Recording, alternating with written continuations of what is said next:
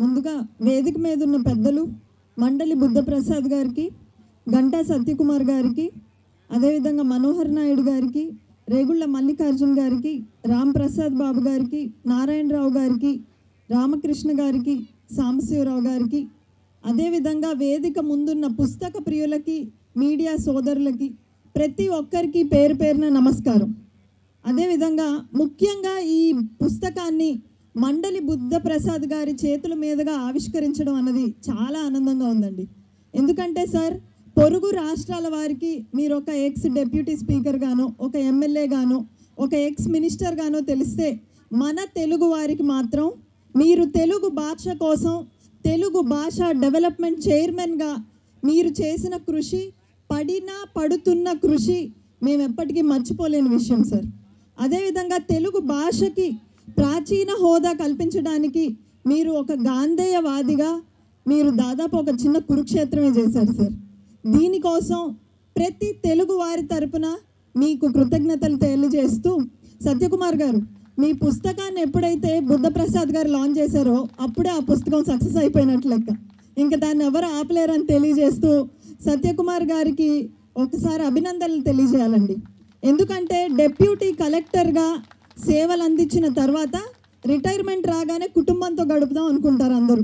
College అయిపోగానే ఇంటికి వచ్చి పిల్లలు ఎలాగైతే టీవీ చూద్దాం అనుకుంటారో, ఒక డెప్యూటీ కలెక్టర్గా అయిపోయిన తర్వాత ప్రశాంతంగా ఫ్యామిలీతో టైం స్పెండ్ చేద్దాం అనుకోకుండా సమాజం పట్ల ఇంకా నాకు బాధ్యత ఉంది అని గుర్తు చేసుకుంటూ, ఈరోజు సమాజానికి నేను ఒక విలువైన ఆస్తిని ఇవ్వాలి.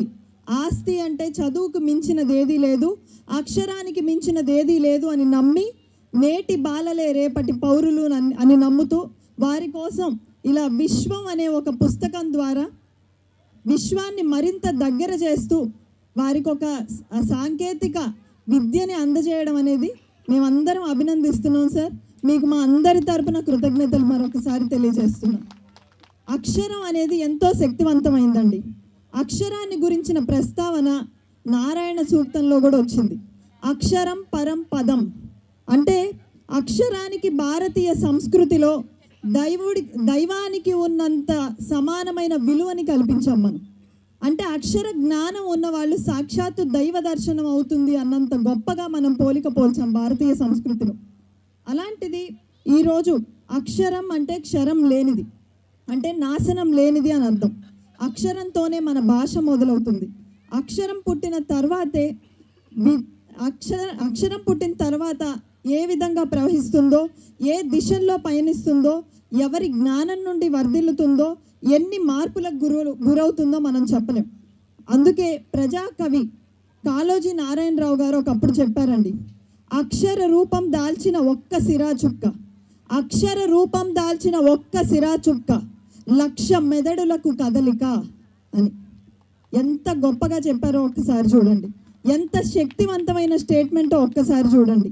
మరి ప్రతి వ్యక్తి జీవితానికి, వారి భవిష్యత్తును కదిలించే శక్తి కేవలం అక్షరానికి, పుస్తకానికే ఉందని నమ్ముతూ, ఒక సామాన్య మానవుడిని మహోన్నతుడిగా మార్చే శక్తి పుస్తకాలకు ఉందని నేను భావిస్తున్నానండి. పుస్తకం ఎప్పుడు తేలిగ్గానే ఉంటుంది, కానీ దాని భావం చాలా బరువుగా ఉంటుందని ఆమె ఆకాశం అనే పుస్తకంలో నేను చదివాను. అదేవిధంగా ప్రపంచంలో అత్యంత ప్రాచీన నాగరికత ఉన్నది మన భారతీయ వ్యవస్థలో. ఒకప్పుడు వేదాలతో మొదలయ్యి తర్వాత గ్రంథాలు, తర్వాత పుస్తకాలు ప్రచురణలోకి వచ్చాయి. ఈరోజు తాళపత్రాలు కాగిత రూపంలోకి మారినా కూడా భారతీయ సాహిత్య సంపద తెలుగువారి వికాసానికి, తెలుగువారికి ఎంతోమంది మేధావులను ఇవ్వడానికి తోడ్పడింది అనడం అక్షరాల నిజం.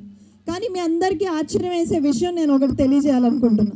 మన తొలి తెలుగు పుస్తక ప్రచురణ భారతదేశంలో జరగలేదండి. ఆశ్చర్యంగా ఉందా? ఆంధ్రప్రదేశ్, తెలంగాణ పక్కన పెట్టండి, కనీసం భారతదేశంలో కూడా జరగలేదు. 100 జ్ఞాన వచనాలు అనేది మన తొలి తెలుగు పుస్తకం. దాని ప్రచురణ జర్మన్ దేశంలోని హతి అనే ఒక చిన్న కుగ్రామంలో బెంజిమన్ అనే ఒక క్రైస్తవ మత పెద్ద దాన్ని ప్రచురించారు.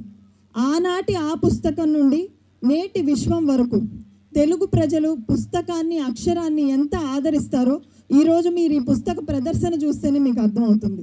ఇక మన విశ్వం పుస్తకానికి వస్తే, ఎంతో అందమైన తెలుగు భాషలో సత్యకుమార్ గారు దీన్ని రచించడం అనేది చాలా ఆనందంగా ఉంది.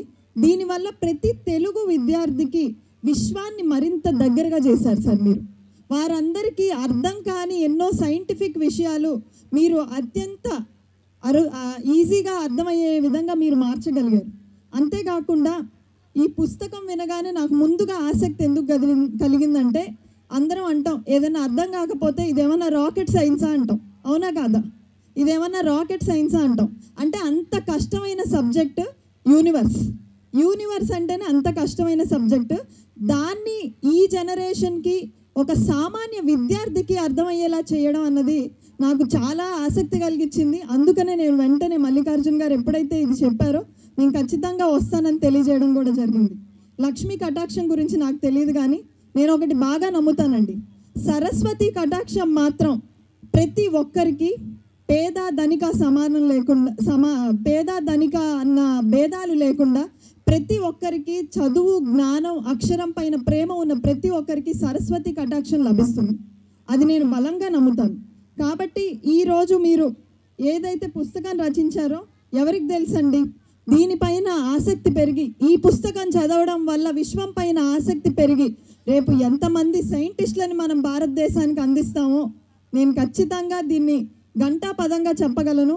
ఈ పుస్తకం వల్ల కనీసం కొన్ని వందల మంది విద్యార్థులకి సైన్స్ పైన, సైంటిస్టుల పైన ఆసక్తి పెరుగుతుందని నేను నమ్ముతూ, ఈ మధ్యకాలంలో ఎన్ని ఆన్లైన్ ప్లాట్ఫామ్లు వచ్చినా, ఇన్స్టాగ్రామ్లు, ఫేస్బుక్లు, యూట్యూబ్లు వచ్చినా కూడా అచ్చైన అక్షరం విలువ మాత్రం ఎప్పటికీ తగ్గదు, వాడిపోదు అని తెలియజేస్తూ, దాని విలువ పెరుగుతూనే ఉంటుందని తెలియజేస్తూ, అక్షరాన్ని, పుస్తకాన్ని గౌరవించి ఆదరించే ప్రతి ఒక్కరికి పేరు పేరున నమస్కారం తెలియజేస్తూ, ఇప్పటి వరకు మనం ఆకాశమే హద్దురా అంటాం, ఈ పుస్తకం చదివిన దగ్గర నుంచి విశ్వమే నీ హద్దురా అని తెలియజేసే రోజు వస్తుందని తెలియజేస్తూ, సత్యకుమార్ గారికి మరొక్కసారి అభినందనలు తెలియజేస్తూ, జై తెలుగు తల్లి, బోలో భారత్ మాతా కీ జై.